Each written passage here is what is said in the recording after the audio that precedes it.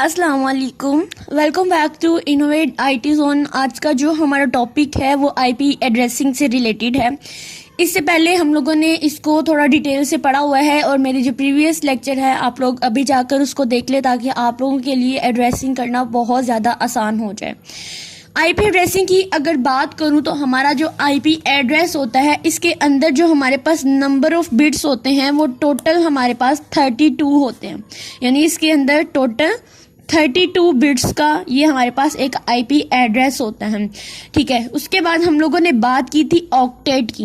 ठीक है, ऑक्टेट्स की।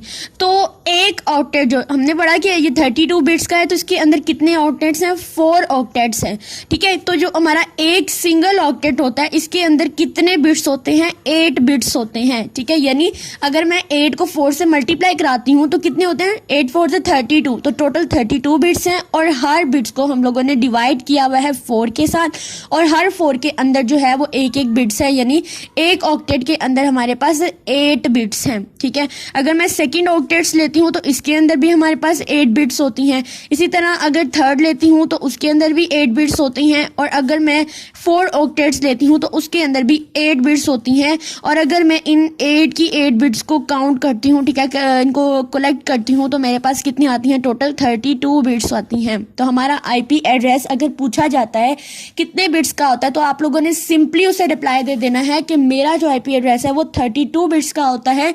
और 32 को 4 पे अगर हम लोग डिवाइड करते हैं तो मेरे पास क्या आंसर आएगा? 8 आएगा। हम कहेंगे कि इसके अंदर 4 ऑक्टेट होते हैं और हर सिंगल ऑक्टेट के अंदर जो है वो 8 बिट्स होती हैं। ठीक है, ये आप लोगों ने सिंपली इसी तरह करके आप लोगों ने अपने जवाब दे देना है। उसके बाद हम लोग बात करें आईपी एड्रेसिंग की थोड़ी टाइप्स की, तो आईपी एड्रेसिंग की 2 टाइप्स होती हैं। एक होती है हमारे पास क्लासफुल आईपी एड्रेस, ठीक है, और एक हमारे पास होती है क्लासलेस आईपी एड्रेसिंग। ठीक है, एक क्लासफुल एड्रेसिंग होती है और एक क्लासलेस एड्रेसिंग होती है।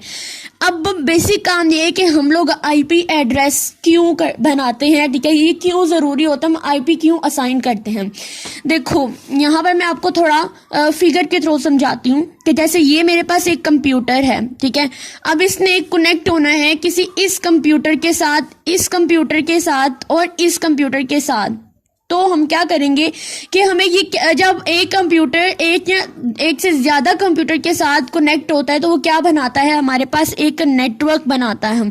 तो एक नेटवर्क के अंदर हम लोग इनको क्या करते हैं? सेम आईपीज असाइन कर देते हैं। जस्ट हमें जो हमारी होस्ट होती है उसको चेंज करना होता है। ठीक है, यानी अगर मैं कहती हूँ कि मेरे पास जो है ये वाला कंप्यूटर के अंदर जो आईपी असाइन किया है वो मेरे पास 192.168.0.0 है। ठीक है, ये मैंने रैंडमली लिया है। ठीक है, उसके बाद मैं कहती हूँ कि ये जो सेकंड वाला कंप्यूटर है ये भी इसी नेटवर्क का पार्ट है। ये जो पूरा नेटवर्क बना हुआ है ये इसी नेटवर्क का पार्ट है। आप कह सकते हैं कि ये चीज़ जो है ये एक नेटवर्क है और ये मेरे पास होस्ट बिट है। अगर नेक्स्ट आकर बताएंगे कि आपको कैसे पता चलेगा कि ये इतना पार्ट नेटवर्क का है और इतना पार्ट होस्ट का है। हो सकता है कि ये पार्ट नेटवर्क का हो और ये पार्ट होस्ट की हो, तो ये हम आगे आके जैसे वीडियो करते जाएंगे तो आप लोगों को ज़्यादा अच्छे से क्लियर होता रहेगा।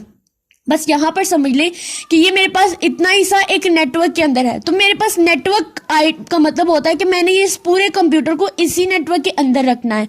जैसे ये मेरे पास पहला पीसी था तो पीसी 2 के अंदर भी मैंने नेटवर्क वही रखा 192.168.0, लेकिन उसको मैंने नेक्स्ट में 1 कर दिया। जो 0 था मैंने उसे 1 कर दिया, ये चीज़ बताने के लिए कि ये अब मेरा सेकेंड कंप्यूटर है और इसको मैंने ये आईपी असाइन कर दिया है।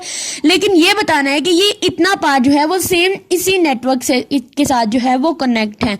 उसके बाद ये PC3 है तो इसको मैं क्या आईपी असाइन कर दूंगी? 192.168.0.2, यानी ये बताएगा कि जो PC3 है वो भी इसी नेटवर्क का पार्ट है। जस्ट इसके होस्ट के अंदर चेंज कर दिया कि ये अब यानी नेटवर्क का पार्ट यही है, सिर्फ होस्ट बिट के अंदर चेंज किया है कि ये मेरे पास अब सेकंड इसको आईपी मैंने असाइन कर दी है। अब फोर्थ वाला है तो उसको भी मैं सेम इसी नेटवर्क के अंदर रखूंगी 192.168.0.3 कर दूंगी। तो ये मेरे पास पूरी की पूरी नेटवर्किंग हो गई है एक, और इनको मैंने आईपीज जो है वो असाइन कर दिए हैं।